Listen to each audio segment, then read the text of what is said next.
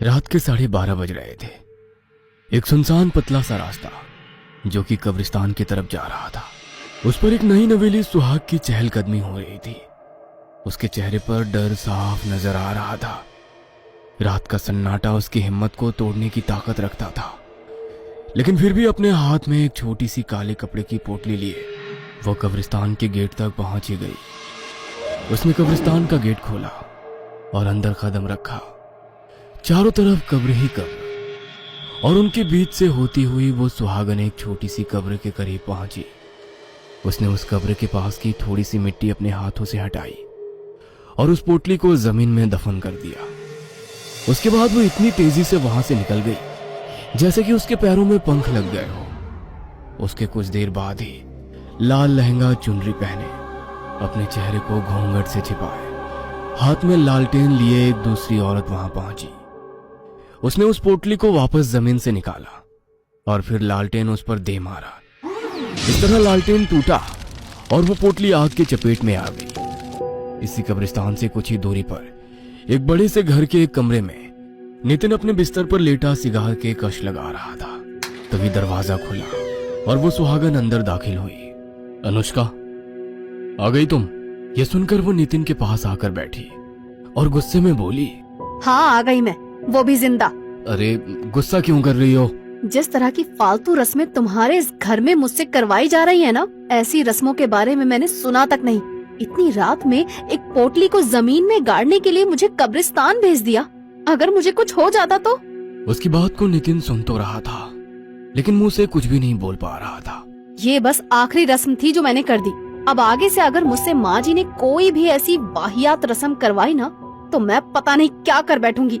ये कहकर अनुष्का ने चादर टानी और सोने गई। नितिन सोच रहा था कि जिस माँ के आगे उसके पिता नहीं बोलते थे, वो उसके आगे क्या बोलेगा, इसलिए वो चुप ही रहा। उस रात से करीब 9 महीने गुजर जाने के बाद रात के समय अनुष्का को प्रसव पीड़ा शुरू हुई। नितिन, नितिन ड्राइंग रूम में अपनी माँ पल्लवी के पास गया, जहाँ उसकी बहन कामिनी भी बैठी थी। माँ, अनुष्का को लेबर पेन शुरू हो गया है, हमें उसे डॉक्टर के पास ले जाना चाहिए। डॉक्टर की जरूरत नहीं है, हमने उसका प्रबंध कर दिया है। तभी दरवाजे से होती हुई एक बूढ़ी औरत अंदर आई। पल्लवी ने उसको अनुष्का के कमरे में भेज दिया और बूढ़ी ने अंदर जाते ही दरवाजा बंद कर दिया। कुछ देर बाद हमारे खानदान का वारिस आने वाला है। कामनी बेटा, तुम सुबह से ही जश्न मनाने की तैयारी शुरू कर देना। कुछ देर बाद एक बच्चे के किलकारी की आवाज सभी को सुनाई दी और वो बूढ़ी बाहर निकली। मुबारक हो, आपको बेटी हुई है। ये सुनकर नितिन बहुत खुश हुआ और कमरे के अंदर दाखिल हो गया, लेकिन पल्लवी के चेहरे पर गुस्सा उबल आया। ये कैसे हो सकता है?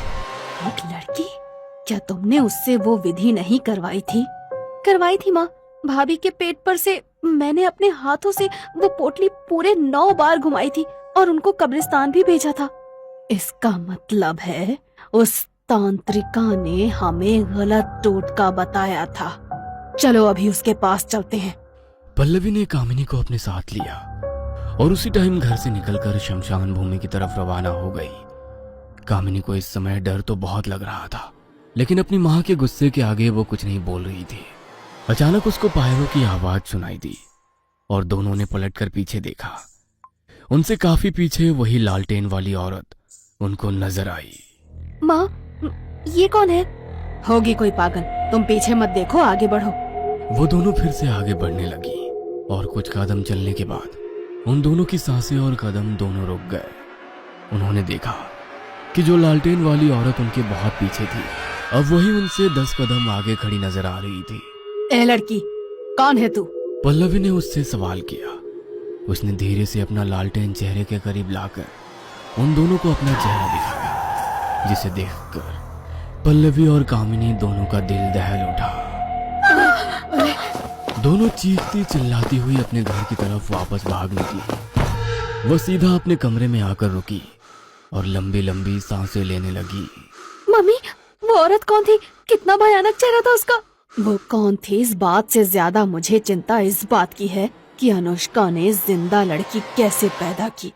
उस तांत्रिका ने कहा था कि अनुष्का के पेट पर से उस पोटली को 9 बार घुमाकर अनुष्का के हाथों ही कब्रिस्तान में गड़वाना है। उसके बाद अगर अनुष्का के पेट में लड़की हुई तो वो पैदा होने से पहले ही मर जाएगी, और अगर लड़का हुआ तो ही वो सही सलामत पैदा होगा।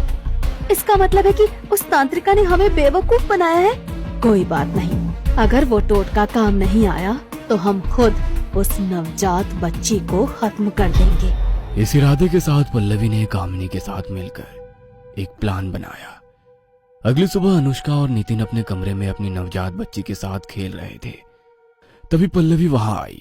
प्रणाम माँ जी, आपने तो अपनी पोती की शक्ल तक नहीं देखी। देखिए ये कितनी प्यारी है। इसका नाम हमने पिंकी रखा है। यह सुनकर पल्लवी ने एक बार उस बच्ची की तरफ देखा और बोली, बहू, मोहनपुरी गांव में हमारी पुश्तैनी हवेली है और हमारी कुलदेवी का मंदिर भी है।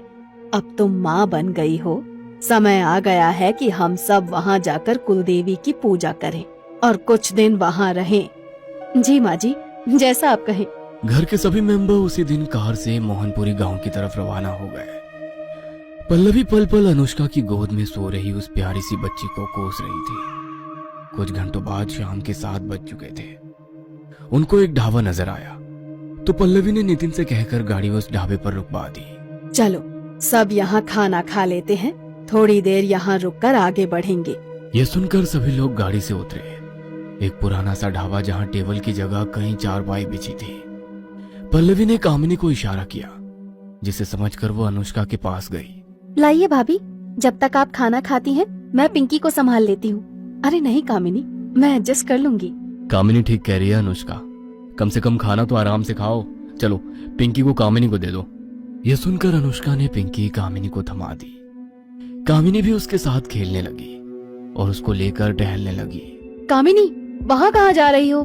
अरे भाभी मैं यही हूँ, आप फिक्र मत करो, मैं बस पिंकी को थोड़ा घुमा लाती हूँ। अनुष्का तुम खाने पर ध्यान दो ना, वो उसकी बुआ है, संभाल लेगी उसको। अब अनुष्का और नितिन खाना खाने में लग गए। कामिनी पिंकी को ढाबे के पीछे वाले जंगल में ले गई, जहाँ से भेड़ियों की आवाजें भी सुनाई दे रही थी। अरे बाप रे, यहाँ तो जंगली जानवर काफी ज्यादा महसूस हो रहे हैं। वहाँ कह दूंगी पिंकी को एक भेड़िया खींच कर ले गया। ये कहकर कामिनी ने पिंकी को जमीन पर रख दिया और फिर बोली, पिंकी बेटा तुम यही आराम से लेटो, थोड़ी देर बाद भेड़िए अंकल तुमको लेने आने वाले हैं। ये कहकर वो पीछे मुड़ी। तभी उसको सामने वही लालटेन वाली औरत नजर आई, जिसे देखकर कामिनी की रूह कांप उठी। उसको समझ नहीं आया कि वो क्या करे। डरते डरते उसने जैसे ही पीछे कदम लिया, उसका पैर मुड़ा और वो जमीन पर गिर गई। आउच! ये तो कामिनी की आवाज लगती है। यह सुनकर नितिन और अनुष्का भी उठ खड़े हुए और वो तीनों डरी हुई हालत में ढाबे के पीछे जंगल की तरफ भागे। कामिनी के हाथ में पिंकी भी है, पता नहीं क्या हुआ होगा उसको। वो उसको आवाज लगाते, लेकिन सामने से कोई जवाब नहीं मिल रहा था। तभी कुछ ही दूरी पर जमीन पर उन सभी को पिंकी पड़ी हुई नजर आई। पिंकी, मेरी बच्ची। अनुष्का ने पिंकी को गोद में उठाकर प्यार किया और अगले ही पल पल्लवी चिल्ला उठी, कामिनी नहीं। सामने कामिनी की लाश पड़ी थी। उसके जिस्म से उसका सर और एक हाथ गायब था। ये खौफनाक मंजर देखकर सभी का दिल दहल उठा। मेरी बच्ची कामिनी। पल्लवी कामिनी की लाश के पास बैठकर रोने लगी। अनुष्का और नितिन की आंखों से भी आंसू बह रहे थे और उनसे कुछ ही दूरी वही लालटेन वाली औरत खड़ी होकर सब कुछ देख रही थी। कामिनी की मौत से पल्लवी की बुद्धि मानो भ्रष्ट हो गई थी और उसके दिल से यही आवाज आ रही थी, इस मनहूस लड़की की वजह से ही मेरी बेटी की जान गई है। मैं अब इसको खुद अपने हाथों से खत्म करूंगी। उन लोगों ने कामिनी के शरीर को मोहनपुरी ले जाकर उसका अंतिम संस्कार किया और फिर वहीं पर अपनी पुश्तैनी हवेली में रहने लगे। अभी कुछ ही दिन गुजरने के बाद पल्लवी ने फिर से अपने काम को अंजाम देने के बारे में सोचा। उस रात पल्लवी ने बड़ी बेसब्री के साथ आधी रात होने का इंतजार किया और करीब 10 बजे वो दबे पांव अनुष्का के कमरे